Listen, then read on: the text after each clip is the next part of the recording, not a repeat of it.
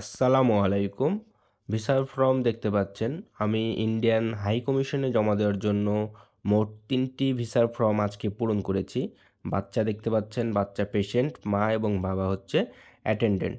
তো Indian high কমিশনের সুপারিশ পাওয়ার জন্য ৩টি ভিসার ফর্ম রেডি করে ফাইল যেভাবে সাজানো লাগে সেভাবে আমি কিন্তু সাজিয়েছি।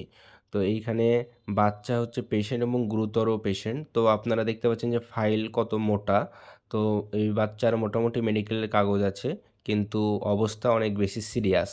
তো বাচ্চার ভিসার ফর্ম, তারপরে ভিসার ফর্মের সেকেন্ড পেজ, বাচ্চার জন্ম নিবন্ধন, বাচ্চার বাসার বিদ্যুৎ বিল, বাচ্চার এখানে বাবার নামে ব্যাংক স্টেটমেন্ট আছে যেখানে ৬০,০০০ টাকা ব্যালেন্স আছে এবং আপনারা দেখতে পাচ্ছেন ৬০,০০০ টাকা ব্যালেন্স আছে। এরপরে যেটা আছে দেখেন, বাচ্চার তো কোনো পেশা নাই, পেশাগত কাগজ দেওয়া হয়নি।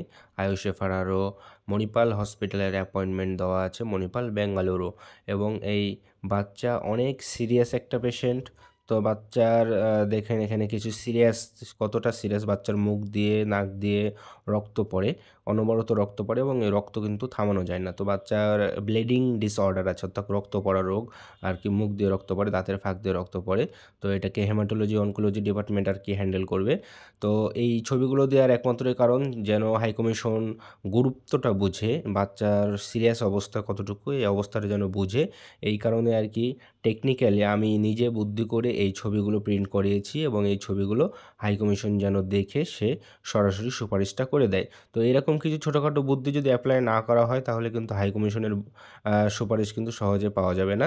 এরপরে যে ছবি, এই ছবির পরে বাচ্চার যে সকল মেডিকেল ডকুমেন্টস আছে দেখেন, ব্লিডিং ডিসঅর্ডার, এটা আমি হাইলাইটার দিয়ে হাইলাইট করে দিয়েছিলাম। তো এইরকম ছোটোখাটো আরও যেগুলো রাজশাহী মেডিকেলের কাগজ আছে, আরও অন্যান্য মেডিকেলের কাগজ আছে, টেস্ট পেপার আছে, প্রেসক্রিপশন আছে, এগুলো সব কিছু কিন্তু সিরিয়াল বাই সিরিয়াল আমি দিয়ে দিয়েছিলাম। তো বাচ্চার বাবা চাচ্ছিল যে স্লট বুকিং দিয়ে তাদের ভিসা আবেদনপত্র জমা করানোর জন্য, কিন্তু আমি তাদেরকে প্ল্যানিং করে আর কি, যেহেতু ৩ জন, অনেক টাকার খরচ এবং বাচ্চার যে ট্রিটমেন্টের অনেক খরচ, তো তার বাবা আর্থিক দিক দিয়ে এখন ট্রিটমেন্ট করতে গিয়ে অনেকটাই ক্ষতিগ্রস্ত। তো সে কারণে আমিও প্ল্যান করে এইরকম ৩টা ফাইল আর কি রেডি করিয়ে ফেললাম হাই কমিশনে জমা দেওয়ার জন্য। যদি হাই কমিশনে সুপারিশ পেয়ে যাই, ইনশাল্লাহ আশা করছি সুপারিশ পেয়ে যাবে। যদি সুপারিশ পেয়ে যায় তাহলে কম খরচে তাদের কাজ হয়ে যাবে।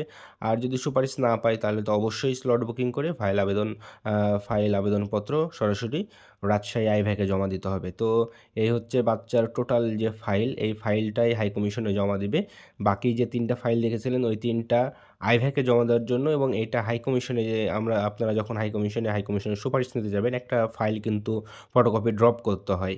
তো এই ফটোকপিটা সেই জন্যই করা, এবং এখানে কি লেখা আছে বিস্তারিত লেখা আছে। সাবিহা জিন্নাত, কি সমস্যা না সমস্যা তার বাবার সিগনেচার দিয়ে লেখা আছে।